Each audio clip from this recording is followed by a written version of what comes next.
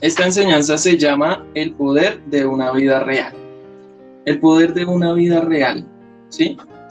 Eh, entonces ahí vamos a ver el privilegio de ser un esclavo de Cristo. En el poder de una vida real vamos a ver el privilegio de ser un esclavo de Cristo. Entonces vamos a ir a Hebreos capítulo 11. Hebreos capítulo 11, para que me acompañen ahí. Y yo le voy a pedir el favor a Verónica, si puedes leer Hebreos capítulo 11, versículo 1 al versículo 7.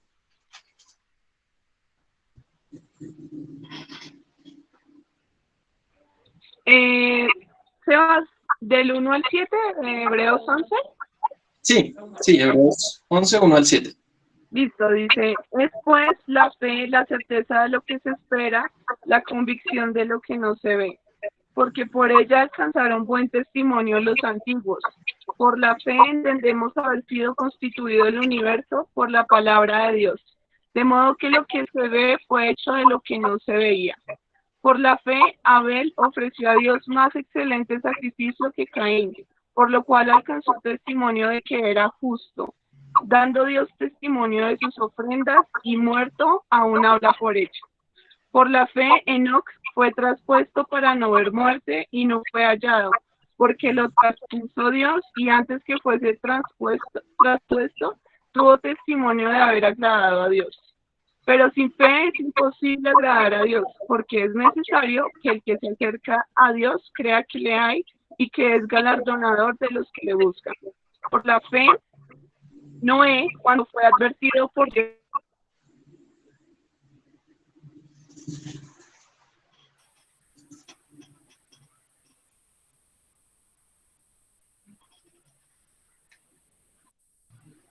Ups, creo que se le cayó, o soy yo.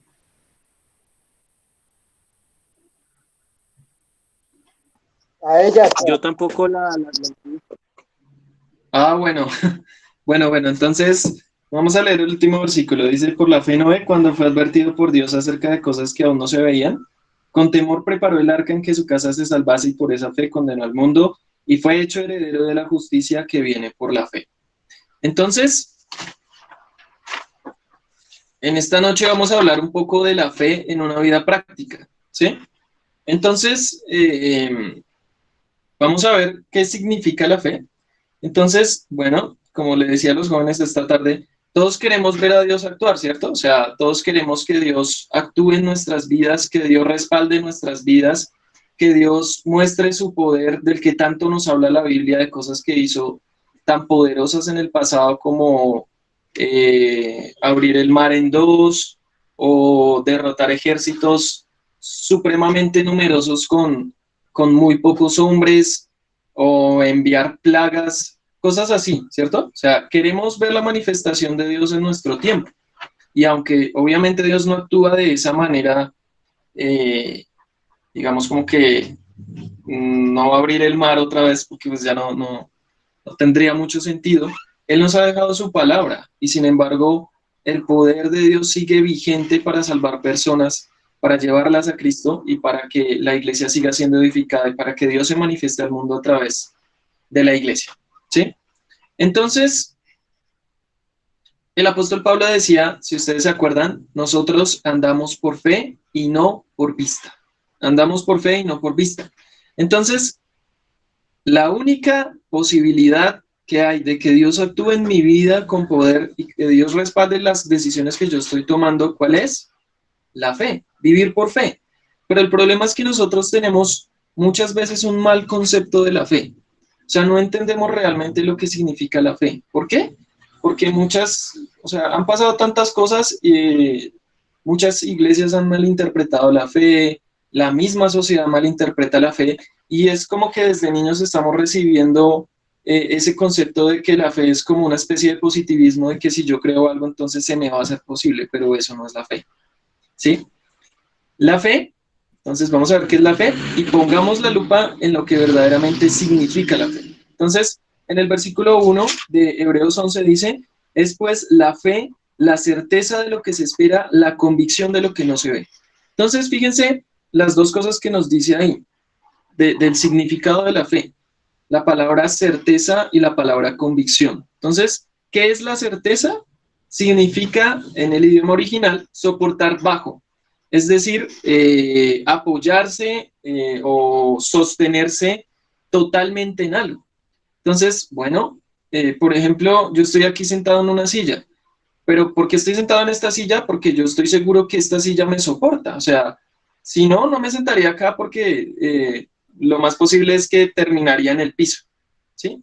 Entonces, esa es la certeza, es saber que hay algo en lo que yo me puedo apoyar y que no me va a dejar avergonzado, ¿sí? Entonces, no me gustaría sentarme en una silla, digamos, estamos todos reunidos en el grupo de jóvenes y yo sé que esa silla está dañada y tiene una pata dañada y me voy a sentar ahí porque yo sé que me voy a caer y todos se van a reír de mí.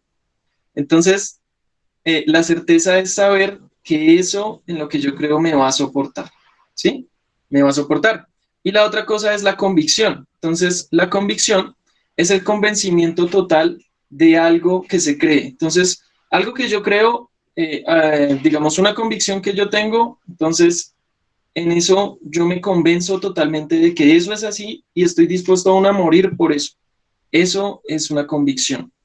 Algo en lo que se cree, en lo que yo tengo un convencimiento total y eso produce una fuerte adhesión. Es decir, yo me adhiero a esa convicción. Si yo creo algo, por más cosas de que sucedan en mi vida, por más circunstancias y tormentas que vengan, yo no me voy a mover porque yo tengo una convicción y estoy dispuesto aún a entregar mi vida por esa convicción. Eso es verdaderamente una convicción.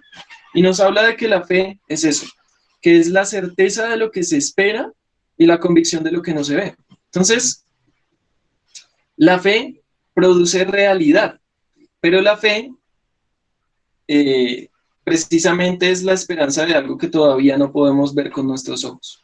Es fácil creer en lo que ya vemos, ¿sí? Yo tengo aquí un vaso y yo sé que ahí está ese vaso. Pero ¿qué pasa con las cosas que yo no veo? Yo veo a Dios, ¿he visto alguna vez a Dios? ¿Alguien ha visto a Dios? No creo que nadie haya visto a Dios. Sin embargo, nosotros creemos en Dios, ¿sí? Nosotros creemos que Dios creó el universo, nosotros creemos que Dios envió a su Hijo a salvar al mundo, pero ¿quién estuvo ahí hace más de 2000 años para ver que Jesús en realidad sí murió? Creo que ninguno de nosotros, ¿sí? O sea, nadie tiene más de 2000 años y sin embargo creemos que Jesucristo murió por nosotros y lo tenemos como una convicción y eso se llama fe. Y es precisamente lo que Dios quiere que tengamos en este momento, más allá de lo virtual, más allá de la virtualidad, más allá de toda esta situación que está sucediendo, es que yo realmente tenga fe, tenga confianza y me sostenga en esa confianza. ¿Sí? Ahora, vamos a ir a 2 Corintios capítulo 6, versículo 1 al 10. Y vamos a ver lo que realmente es la fe en una vida real, ¿sí? En la vida del apóstol Pablo. Entonces, yo voy a leer desde la Nueva Traducción Viviente.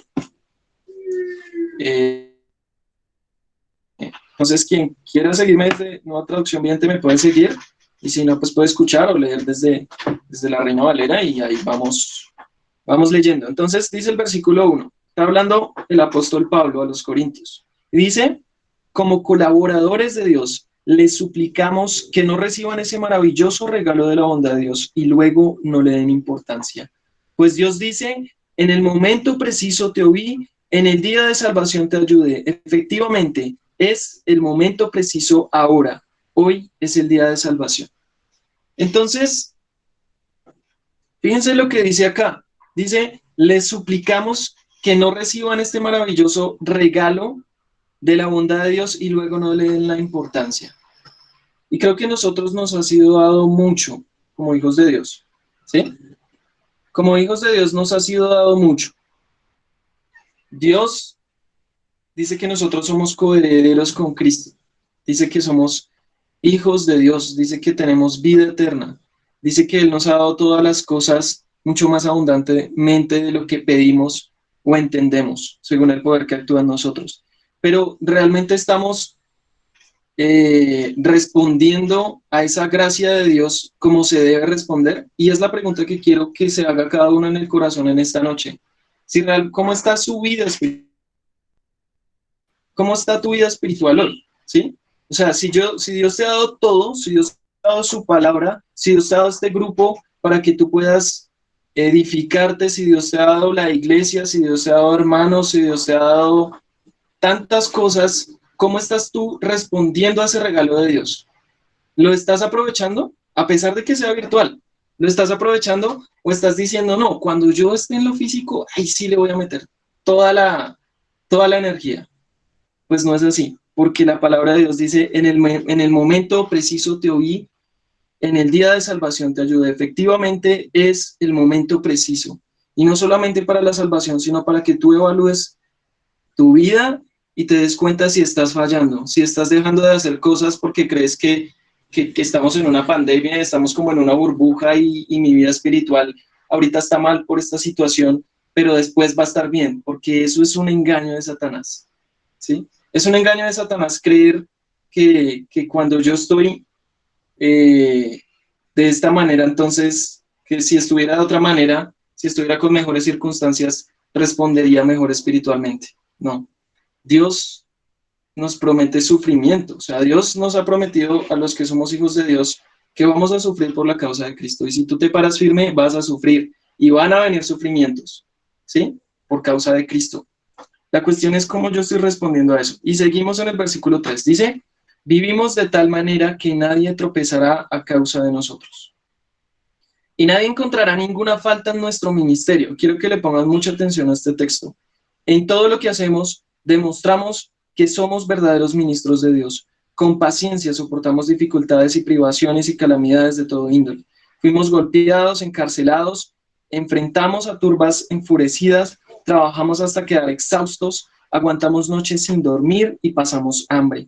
Demostramos lo que somos por nuestra pureza, nuestro entendimiento, nuestra paciencia, nuestra bondad, por el Espíritu Santo que está dentro de nosotros y por nuestro amor sincero. Con fidelidad predicamos la verdad, el poder de Dios actúa en nosotros, usamos las armas de justicia a la derecha para atacar y con la izquierda para defender. Servimos a Dios, ya sea que la gente nos honre o nos desprecie, sea que nos calumnie o nos elogie. Somos sinceros, pero nos llaman impostores. Nos ignoran aun cuando somos bien conocidos. Vivimos al borde de la muerte, pero aún seguimos con vida. Nos han golpeado, pero no matado. Hay dolor en nuestro corazón, pero siempre tenemos alegría. Somos pobres, pero damos riquezas espirituales a otros. No poseemos nada y sin embargo lo tenemos todo. Oh, queridos amigos corintios. Y hoy podemos decir, oh, queridos amigos jóvenes de juventud diferente. Les hemos hablado con toda sinceridad y nuestro corazón está abierto a ustedes. No hay falta de amor de nuestra parte, pero ustedes nos han negado su amor. Les pido que respondan como si fueran mis propios hijos. Ábranos su corazón. No se asocien íntimamente con los que son incrédulos. ¿Cómo puede la justicia asociarse con la maldad? ¿Cómo puede la luz vivir con las tinieblas? ¿Qué armonía puede haber entre Cristo y el diablo? ¿Cómo puede un creyente asociarse con un incrédulo? ¿Y qué clase de unión puede haber entre el templo de Dios y los ídolos? Pues nosotros somos el templo del Dios viviente. Es un texto un poco largo, pero es interesante lo que realmente es una vida de fe. Porque nosotros a veces creemos que la fe es como que yo oro con mucha fe, yo voy a orar con mucha fe y seguro que se me concede. Pero eso no es la fe.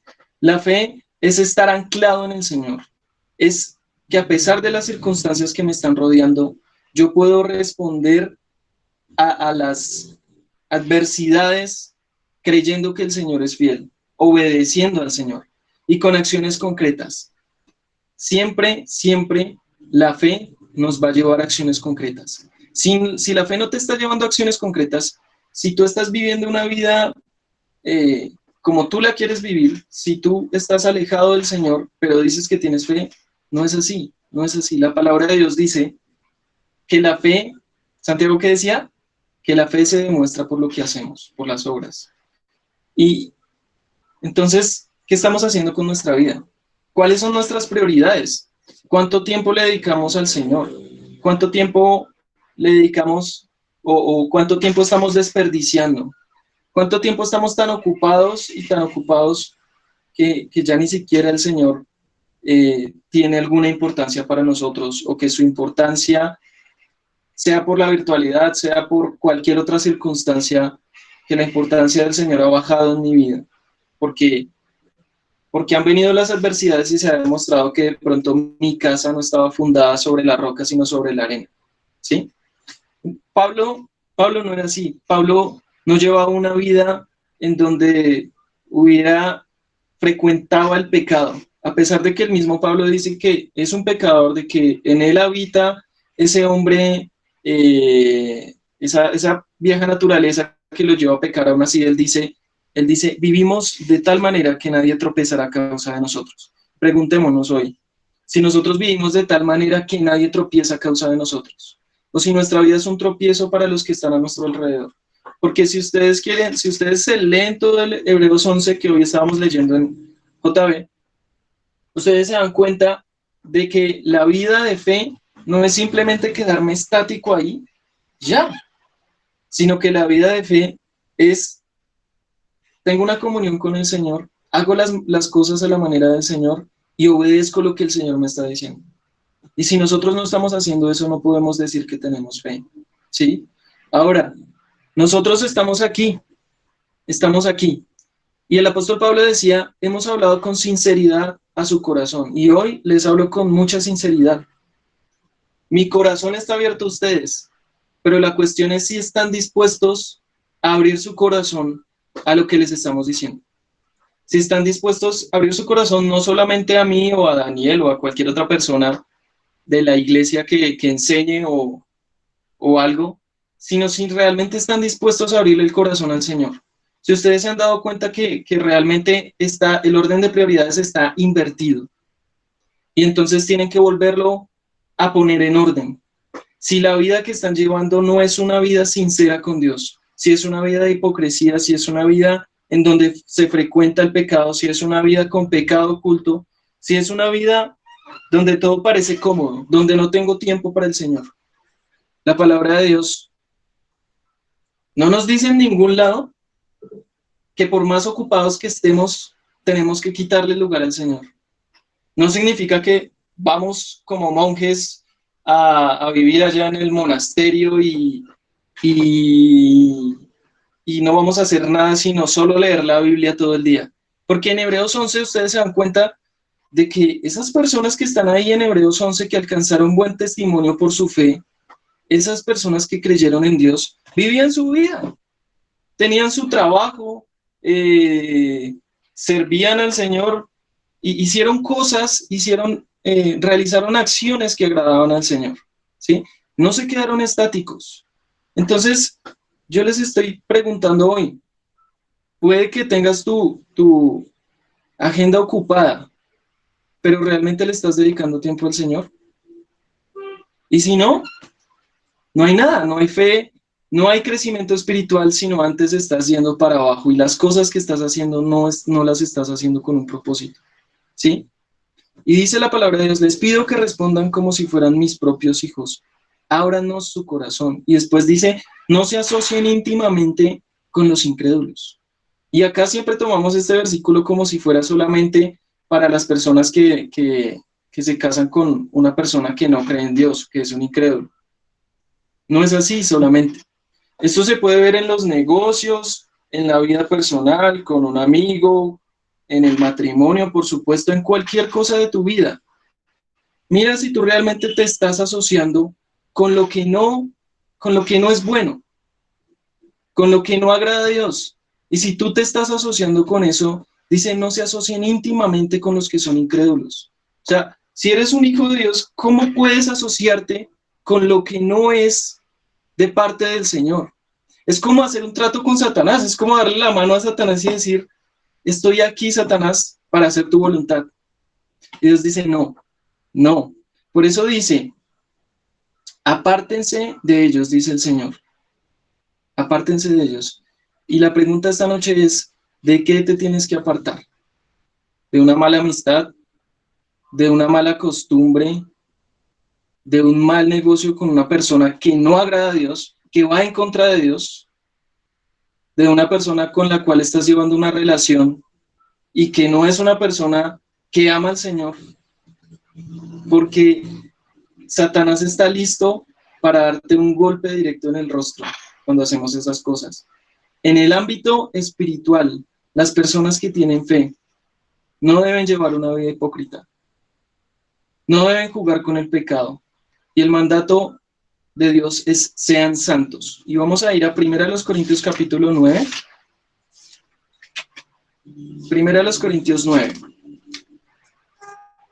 versículo 15. También lo voy a leer en Nueva Traducción Viviente.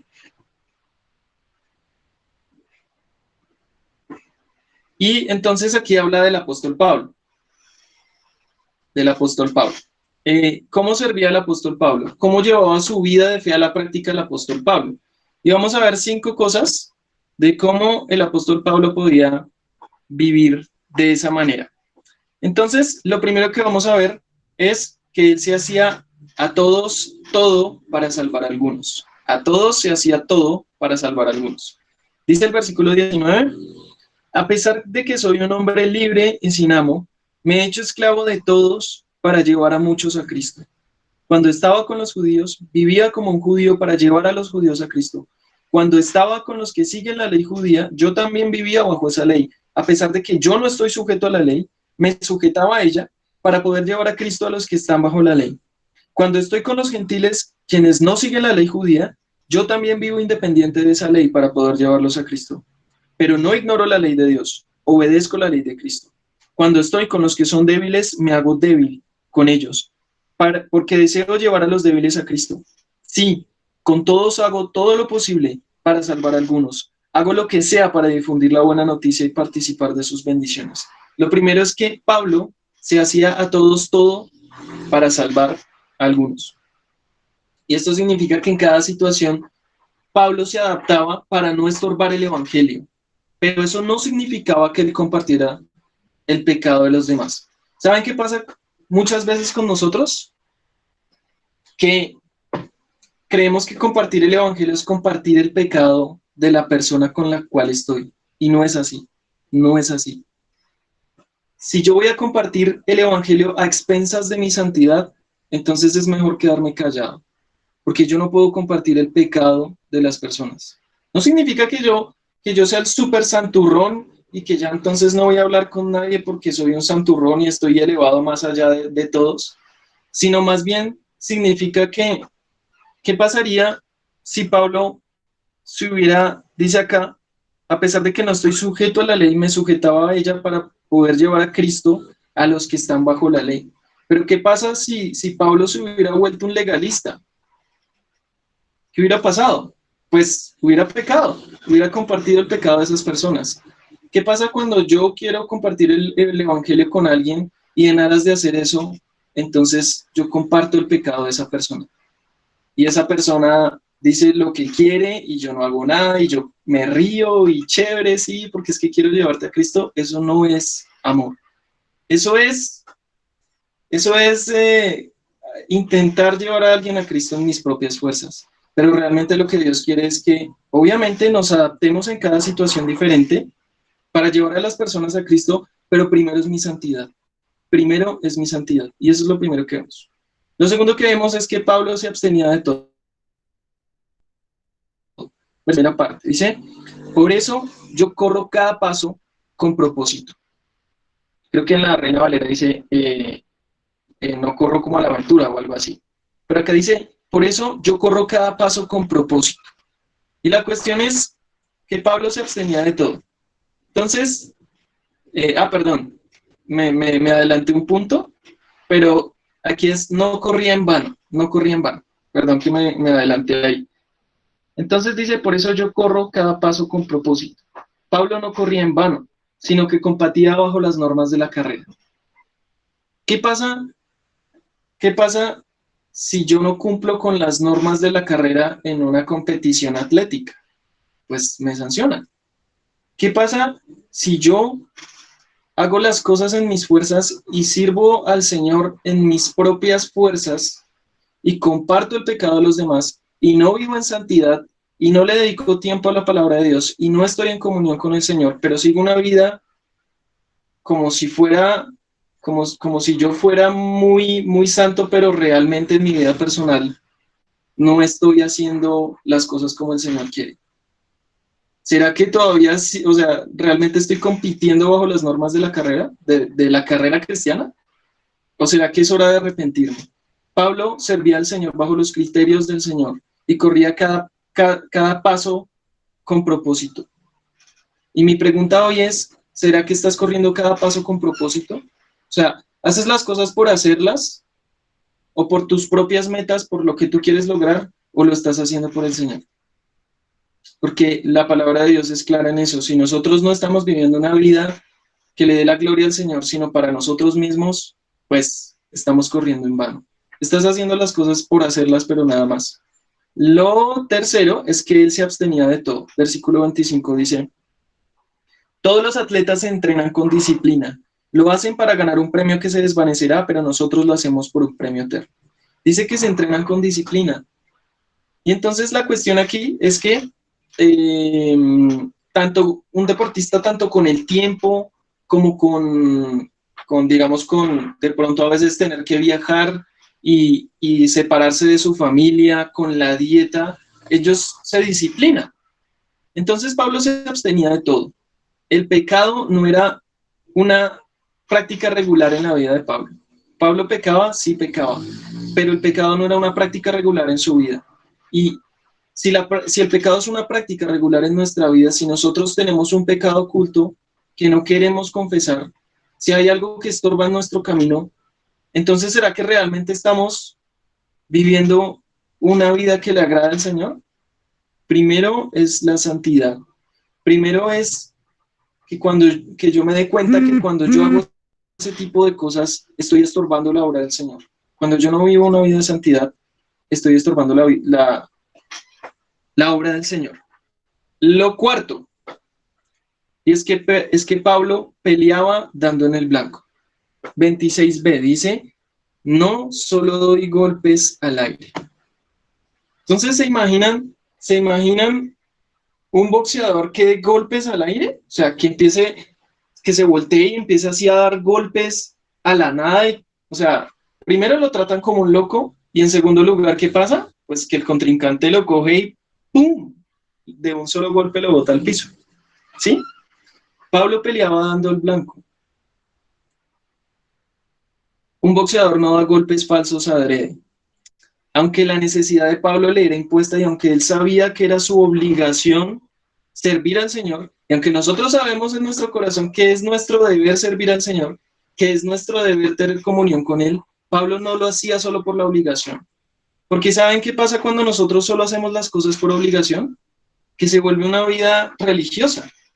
Y entonces empieza a ser como, que esto lo he visto mucho, no con ustedes, sino en general, es que muchas veces las personas se excusan con uno. ¿Sí me entienden? Entonces, uno intenta como, digamos, acercarse a la persona, ayudar a su vida espiritual, y la persona se excusa con uno como si uno fuera Dios, o sea, realmente no es así. ¿Sí me entienden? Y eso pasa porque hay algo en el interior que no está bien, ¿sí? Porque la persona lo está haciendo más por obligación que realmente con su corazón por amar al Señor. Pablo no lo hacía así. Pablo no daba golpes al aire. Pablo no hacía las cosas por obligación o por quedar bien ante los demás. Y yo creo que es algo que tenemos que tener en cuenta en nuestra vida. No estén aquí por obligación. Nadie los obliga a hacer nada a ustedes, ni siquiera el Señor. El Señor sí le insiste a uno, porque yo lo he visto en mi vida, el Señor insiste, pero nunca te obliga a hacer nada. Dios te advierte sobre un pecado, Dios te dice, no hagas eso, cuidado con eso, el Espíritu Santo, la conciencia, pero si tú decides hacerlo, ¿será que Dios te va a coger de acá del hombro y que no? No, o sea, realmente Dios te va a dejar hacerlo y vas a tener que experimentar las consecuencias. Entonces, no hagan las cosas por obligación, háganlas por amor al Señor. Vivan una vida agradable delante del Señor por amor al Señor y no porque nosotros les decimos que estén aquí. Eso no es el objetivo. El quinto punto, Pablo autodisciplinaba su cuerpo. Versículo 27. Disciplino mi cuerpo como lo hace un atleta, lo entreno para que haga lo que debe hacer. De lo contrario, temo que después de predicarles a otros, yo mismo quede descalificado. Entonces, autodisciplinaba su cuerpo. Y no solo autodisciplinaba su cuerpo en el tema del horario de levantarme a las 5 de la mañana y ya. No se trata solamente de eso, sino que él disciplinaba su vida entera y entonces entregaba a sus miembros para servir a la justicia y no para servir al pecado. Entonces Pablo sabía que si él vivía una vida licenciosa, si él dejaba que el Espíritu Santo que él tenía dentro de él se apagara, entonces eso iba a redundar no solo en él, sino en todos los que están alrededor. La cuestión es aquí si realmente la virtualidad, si el tema de no vernos, si el tema de estar en nuestras casas realmente ha hecho que nosotros nos volvamos perezosos en cuanto a la fe. Si realmente ya no queremos hacer lo mismo que hacíamos antes cuando estábamos en la iglesia. Si ya no queremos servir al Señor de la misma manera. Porque Pablo dice, no, yo no quiero una vida así. Y yo personalmente no quiero una vida así. A pesar de más dificultades que hayan. Yo no quiero una vida que le dé licencia al pecado. Porque eso es una vida infeliz. Y si no hay gozo en la vida cristiana, ¿qué hay? ¿Sí? Pablo disciplinaba su cuerpo. Y hoy preguntémonos en nuestra vida personal, bueno, ¿cuánto tiempo yo estoy desperdiciando en mi vida? ¿A qué horas me levanto? ¿O cuánto tiempo realmente estoy tan ocupado que no me acuerdo del Señor para nada? Tenemos que vivir una vida equilibrada. No puedo dejar que mi vida se vuelva como cualquier cosa, como que me puedo levantar a cualquier hora, como que me puedo acostar a cualquier hora, como que puedo hacer lo que quiera, puedo ver lo que quiera en internet, puedo decir lo que quiera y no pasa nada, porque eso es dar golpes falsos adrede. Y cuando tú das un golpe falso adrede, Satanás sí te va a dar un golpe directo en el rostro, ¿sí? Entonces es la voluntad de Dios que nosotros vivamos una vida de santidad, una vida de fe. ¿Cuál es la prioridad donde Dios me ha puesto? En tu casa, porque estamos en la casa, casi todos. ¿Cuál es tu prioridad? Y preguntémonos eso hoy. ¿Cuál es mi prioridad? ¿Será que sí es el Señor? ¿O será que muchas veces digo que tengo fe de labios para afuera, pero en mi vida exterior nadie lo ve, ni yo mismo lo veo? ¿Sí? Hoy lo hablábamos en la tarde y decíamos, es que la cuestión es que la fe no es simplemente decir cosas, sino es vivirlas. Es cómo estás viviendo tu vida. Si tú dices que tienes fe, es porque tu vida refleja esa fe. Es porque en tu trato con tus familiares retratas esa fe, es porque en tu vida de disciplina tú retratas esa fe, es porque en lo que el Señor te ha dejado hacer tú retratas esa fe y tú estás en íntima comunión con el Señor. Y si no, no podemos decir que tenemos fe. ¿Sí? Es lo que dice la palabra de Dios, no es lo que yo digo. Para terminar, que son las 7:40, simplemente quiero dejarles 6 cosas muy prácticas con los 6 dedos de la mano. No, solo 5 hay, entonces este me presta uno. Entonces, lo primero es no descuidar mi comunión con Dios. Más allá de la virtualidad. Acuérdense, el poder de una vida real. No descuidar mi comunión con Dios. Él primero quiere que yo tenga una amistad estrecha con cada uno de nosotros, a que estemos sirviendo al Señor y a que estemos haciendo las cosas solo porque los demás me están viendo y solo porque no quiero quedar mal con los hermanos. ¿Sí? No descuidar mi comunión con Dios, porque eso sucede cuando yo descuido mi comunión con Dios. La segunda cosa, tener una conciencia limpia. La conciencia es lo que Dios dejó en el ser humano, tanto creyente como no creyente, que le da como el aviso de las cosas que están mal. Cuando tú vas a hacer algo mal, la conciencia te dice, hey, por ahí no es el camino. Y si tú tienes al Espíritu Santo y eres creyente, pues el Espíritu Santo le habla a la conciencia y le dice, eso está mal. Y tú sabes que eso está mal, así te tires de borda contra eso, tú sabes que está mal. Y la cuestión es no violar la libertad de la conciencia, es decir, no ser hipócrita. Cuando tú traspasas la conciencia, entonces le das oportunidad a Satanás para que aumente el peso del pecado sobre ti. ¿Sí? Lo tercero, entonces vimos no descuidar la comunión con Dios, tener una conciencia limpia ante Dios. Lo tercero es ser fiel en todo. o ser fiel en las pequeñas cosas. Entonces, preguntémonos si estamos siendo fieles en las pequeñas cosas, en mi devoción personal al Señor, si realmente en mi vida práctica estoy siendo fiel con lo que hago, ¿sí? O estoy desperdiciando mi vida sin saber qué hacer. Lo cuarto es no ser orgulloso. Saben, a veces lo que sucede muchas veces con los creyentes es que se vuelven orgullosos, porque a veces nos creemos mejor que las demás personas porque sabemos la verdad y porque conocemos la verdad y ellos no las conocen y entonces nosotros somos súper santurrones. Pero hay una diferencia entre santidad y santurronería, ¿sí? Son cosas diferentes. Yo no puedo ser orgulloso, yo tengo que ser humilde, yo tengo que saber someterme, yo tengo que saber aceptar los errores que cometo. Y evalúen el corazón, y yo también lo evalúo, si muchas veces lo que decimos produce realmente humillación o produce rabia, porque puede producir las dos cosas, lo que yo digo puede producir en alguien, ¿por qué me dice esto? ¿Ah? O sea, ¿por qué? Porque se ve confrontado, o puede producir humildad. Esas dos cosas, y hay que tenerlas en cuenta.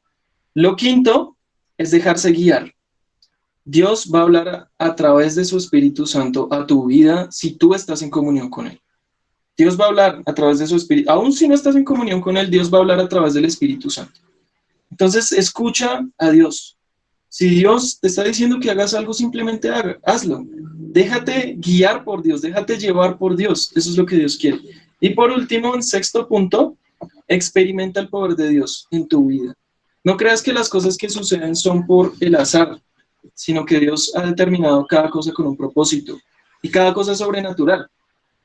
Muchas veces no vemos eso, muchas veces solo vemos las cosas malas, pero es bueno que también examinemos las cosas buenas, ¿sí? Si no, si realmente Dios me ha provisto en este momento donde el mundo está un caos y donde hay mucha gente que realmente no tiene trabajo, no tiene ni qué comer, eso ya es un milagro.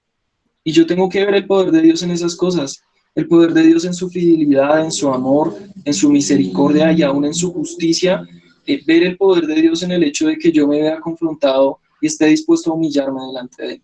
¿Sí? Eso era lo que quería compartir con ustedes. Realmente es algo que el Señor puso, porque, digamos, hoy le correspondía a otra persona, pero creo que no le avisamos bien, o sea, como que habíamos avisado, pero bueno, fue una confusión. Entonces terminé enseñando esto, pero digo, es por algo, ¿sí me entienden? No es simplemente porque venga aquí les voy a regañar, sino realmente es porque Dios quiere hablar algo al corazón de cada uno en este grupo. Entonces, vamos a orar.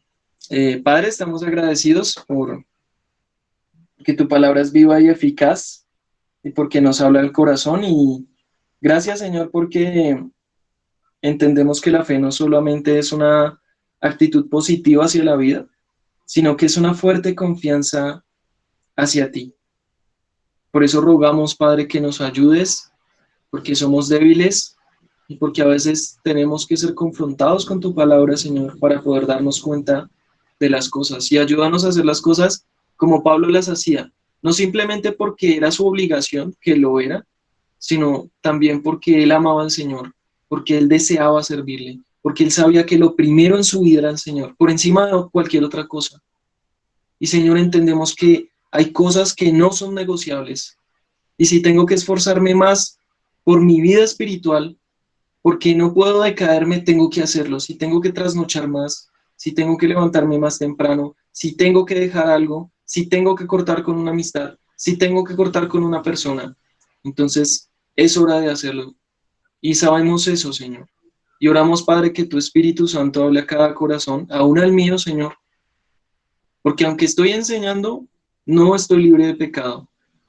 No soy perfecto, muchas veces cometo errores, pero gracias por tu gracia y tu misericordia que nos vuelve a restaurar y que en esta noche restaura a cada uno de su pecado y nos hace vivir vidas rectas delante de ti.